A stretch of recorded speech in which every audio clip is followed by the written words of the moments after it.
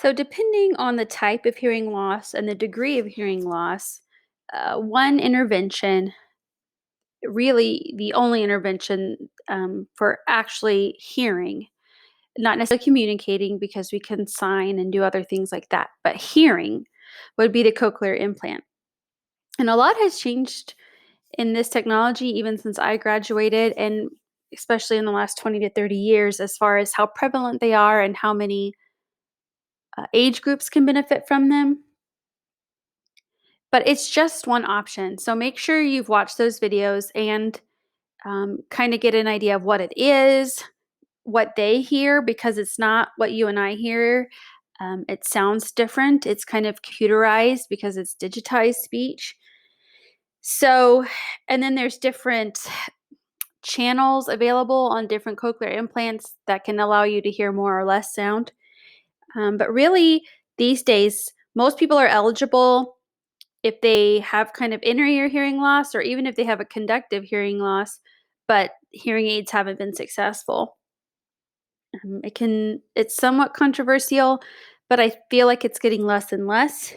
And when we kind of move on to talking about interventions, how we help this population with communication, we'll talk more about language development with those who choose to have cochlear implants placed.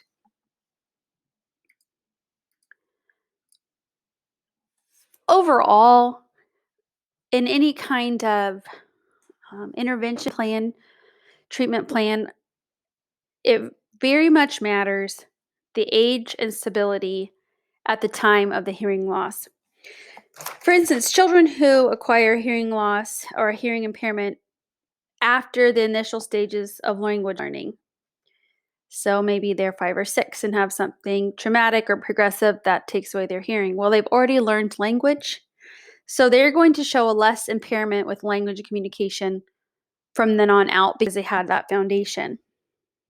Same reason, it's kind of the same concept as early intervention. That second question, what does the age of identification tell us? Well, the earlier we find it, the earlier we can compensate and make modifications and adaptations and make sure they're staying on the same path. And then why would we consider this stability? If you have some kind of progressive or fluctuating disease that's causing your hearing to change, it's a little bit harder, obviously, to get your handle on it and know what they need and how they need it, and making sure it's not too restrictive, but you're giving them enough support. Versus just a stable hearing loss, they're born profoundly deaf or with a severe hearing loss, and you kind of know that's not going to change. It's just like with any other disability, the more that it fluctuates, the more of a challenge it becomes because you're just constantly reevaluating it and having to differentiate your instruction. Looking now to language characteristics of these individuals that have hearing impairment.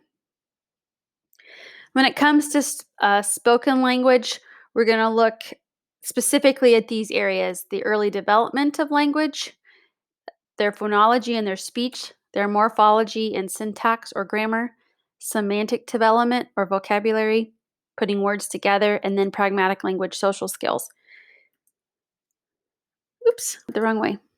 So when we're looking at their early development, the big thing here is they they looked at these studies and said, um,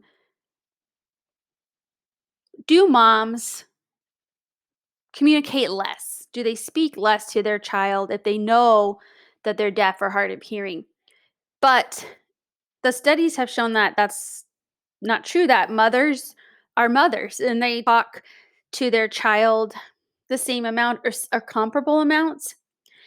And why that's important is because we know that's a huge part of language development for a hearing person. So let's say that their environment, nurture stays the same.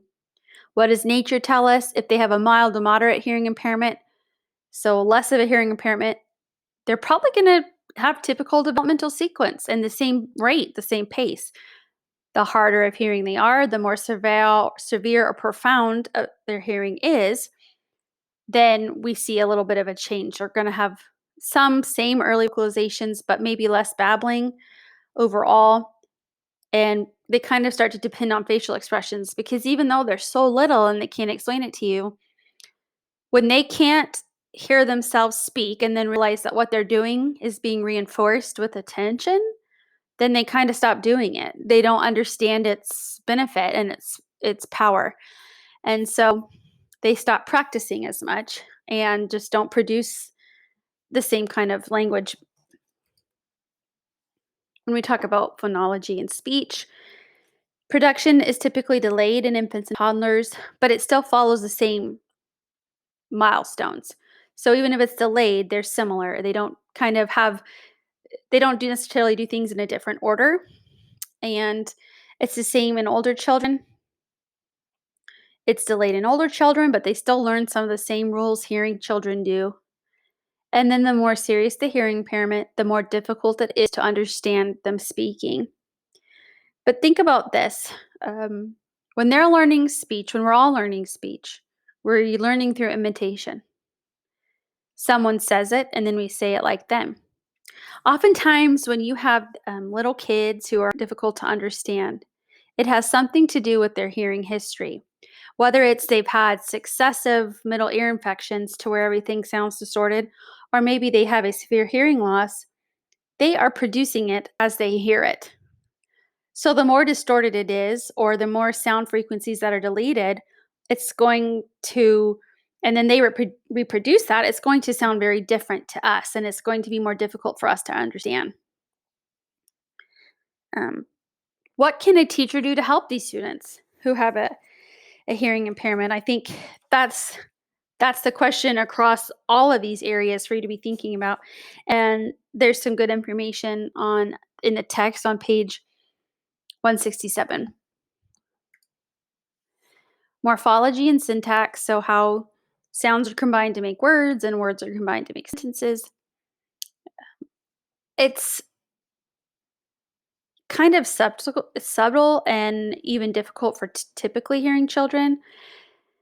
So you might see more here just because this is kind of trickier for some, anyways. But it's always going to correlate with the significance of their hearing loss. Mild to moderate, it's likely to lag behind their hearing peers, but can make some improvement. If it's severe to profound, it's probably going to be delayed indefinitely, or some structures may not develop at all, or they might actually develop some unique structures to those with hearing impairment. Semantic or vocabulary. Overall, they seem intact, but we don't have a ton of great research. But the main concerns in the good, solid research we have is the degree of hearing loss has not yet been directly linked to vocabulary. So, kind of like before, I was saying mild to moderate, you'll see this, severe, you'll see this. It hasn't been solidly linked at this point. Now, there are some researchers that have estimated that children who are deaf learn vocabulary at half the rate, but that has more to do with their overall cognitive development. And we see that this is more likely depending on the age of identification. So, not necessarily the severity of their hearing disorder, but when it was identified. And then pragmatic development, really the whole reason all of the rest of language matters. Um, this is a hard area. Children who are deaf or hard of hearing have difficulty in this area, and it's just due to lack of practice.